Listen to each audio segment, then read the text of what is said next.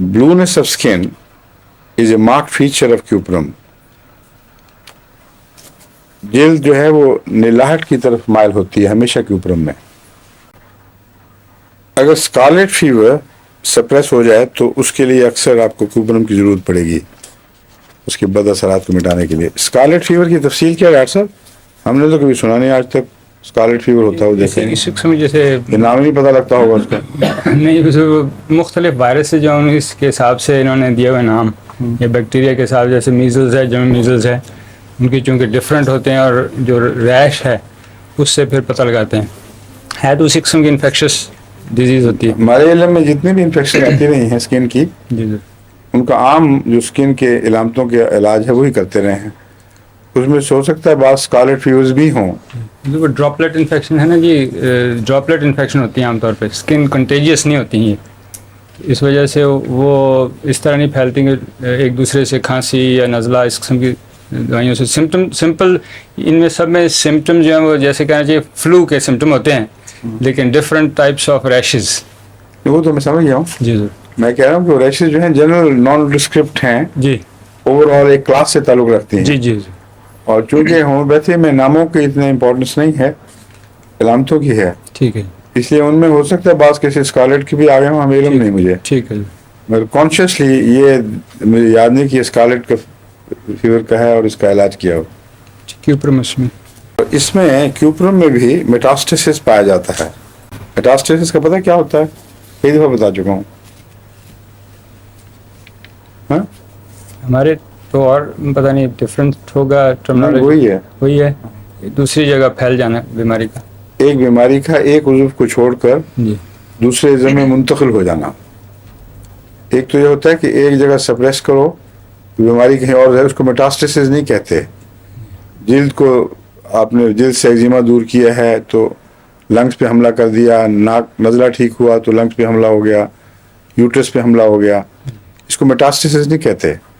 Metastasis बीमारी का इंतकाल है आज खुद, किसी बैरूनी असर से भी बाज़ दफ़ा हो जाता है, लेकिन ये एक नॉर्मल है. मसलन मम्स जो हैं वो अज़ा में दूसरे अज़ाम की तरफ मुंतकिल हो जाते हैं. और टाइफाइड बाज़ दफ़ा फालिज बन के गिरता है किसी हिस्से पर, ठीक हो जाता है मगर दूसरी जगह ज़ाहिर हो जाता है. इसलिए बाज़ दफ़ा बीमारी अपनी शक्ल बदल जाती है और मेटास्टेसिस पहचाना नहीं जाता. बाज़ दफ़ा उसी शक्ल में मम्स की तरह ही सोज भी पैदा करेगी, वही अलामतें सारी मम्स की, लेकिन इन ग्लैंड्स की वजह किसी और ग्लैंड में ज़ाहिर हुई. तो क्यूप्रम भी मेटास्टेसिस की एक दवा है. इसलिए मैं अर्ज़ कर रहा था कि जो एलोपैथी में हम यूज़ करते हैं ना ये टर्म, वो असल जगह छोड़ता नहीं है, वो रूट वो होती है. मसलन प्रोस्टेट की बोन में हुई. यहाँ भी यही है. अच्छा, असल जगह और इन्फेक्शन की कॉज रहती है वहीं, ठीक, सेंटर वहीं रहता है, ठीक है, लेकिन उसकी सेकेंडरी टाइप की चीज़ें ठीक, दूसरी जगह अपीयर होती हैं और उससे नज़र हट जाती है, दूसरी तरफ ज़ाहिर पड़ जाती है. ठीक है, ये तो दुरुस्त है. यही इसी तरह होम्योपैथी में भी यही टर्म ठीक है. है. इसलिए जब हम कहते हैं मेटास्टेसिस में, यानी मम्स के मेटास्टेसिस में अब पस्टिला दें मसलन, तो पस्टिला लोअर पार्ट से वापस वहाँ भेजेगी, अगर सेंटर ना हो तो कैसे भेज सकती है? ठीक, इसका मतलब है कि वहाँ काबू पा लिया है जिस्म ने, और असल जगह जहाँ दबी हुई थी किसी वजह से वो उभर आई है दोबारा. It always returns to its the place of origin. समझे? ठीक है. अगर ब्रेन की तरफ मेटास्टेसिस हो जाए, जो ख़ास तौर पर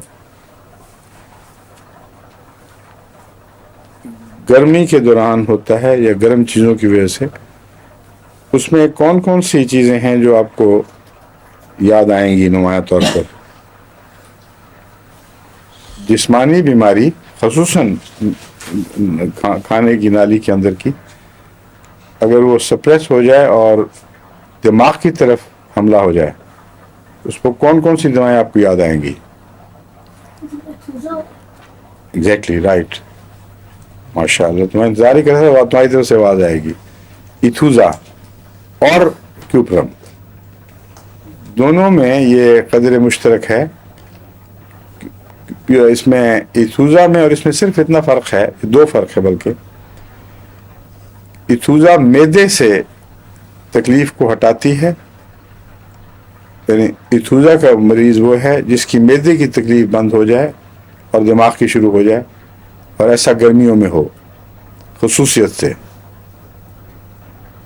तो नीम पागल सा हो जाता है बच्चा, और जब तक उसको इथूजा ना देंगे उस वक्त तक वो बाज़ दफ़ा मुस्तकिल पागलपन की हालत ठहर जाती है, आके मजलूल सा बच्चा होगा।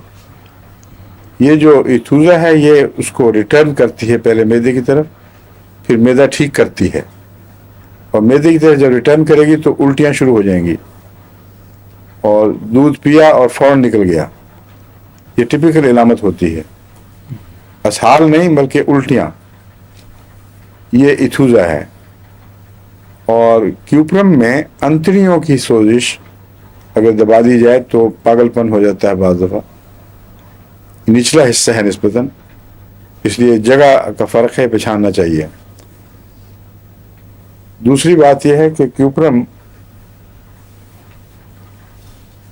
में कुछ निलाहट पाई जाती है मरीज़ के चेहरे पर, और बाज़ दफ़ा स्पेज़म इसकी उंगलियों के और हाथों के भी शुरू हो जाते हैं, तो क्यूप्रम अपनी अमूमी पहचान से पता चल जाता है, और इथूजा के साथ इसका फ़र्क है नुमा है इस लिहाज से।